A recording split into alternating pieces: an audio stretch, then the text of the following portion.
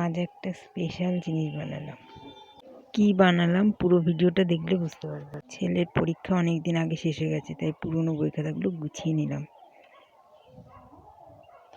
আর অনেকগুলো কেচেছি, দেখো বন্ধুরা, অনেক কেচেছি। এবার স্নান করে নিয়েছি, স্নান করে পুজো দিতে চলে এসেছি। দেখো, তো পুজো দিয়ে নিচ্ছি। যারা চ্যানেলে নতুন, প্লিজ চ্যানেলটা সাবস্ক্রাইব করে আমার পাশে থাকো, আর অবশ্যই বেল আইকনটা প্রেস করে দেবে।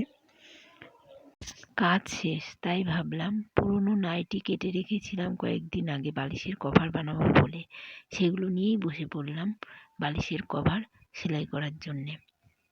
তো আমি এরকমই করে থাকি, যখন জামা কাপড় পুরনো হয়ে গেলে এরকম কেটে কেটে বালিশের কভার বা কোল বালিশের কভার এগুলো বানাতে থাকি। তো এই কয়দিন করব করে আর হচ্ছিল না, তো এখন বসে রয়েছি যেহেতু, তাই ভাবলাম এটা করে নিই। তাই সেলাই করার জন্য বসে পড়েছি। একটু পরে, অনেক দিন ধরে ছেলে বলছে, বায়না করছে ঘুরতে নিয়ে যাও। সবাই ঘুরতে যায়, আমি ঘুরতে যাই না। আমার পরীক্ষা শেষ হয়ে গেছে। তো যাই হোক, একটু পরে বেরোবো, তাই বসে রয়েছি বলে এ দেখো বালিশের কভারটা তৈরি করে ফেললাম। আরও আছে, পরে আস্তে আস্তে করব, একবারে তো হবে না। তাই জন্যে মাপ করে কেটে রেখেছিলাম, তাই তাড়াতাড়ি হয়ে গেল। ছেলে টিভি দেখছে, তো একবার কভারটা পরিয়ে দেখে নিই যে ঠিকঠাক হয়েছে কিনা, তাই পরিয়ে দেখছিলাম।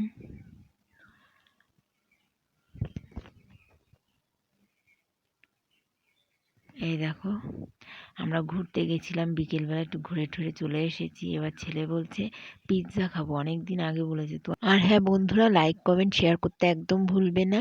কমেন্ট করে বলো ভিডিও তোমাদের কেমন লাগছে, আমার খুব ভালো লাগবে প্লিজ। আটা আর ময়দা মিক্সড করে এগুলো বানাচ্ছি। একটু ডিম নিয়েছি, নুন তার মধ্যে দিয়েছি, আর দিয়েছি পেঁয়াজ কুচি, গাজর কুচি দিয়েছি। এগুলো আমি একসঙ্গে এই দেখো মিক্সড করে নিচ্ছি। আর রুটিটা ওরকম নুন দিয়ে আটা মেখে ওরকম রুটি বানিয়ে নিতে হবে। আমি আগেই বানিয়ে নিয়েছি, তোমাদের দেখালাম।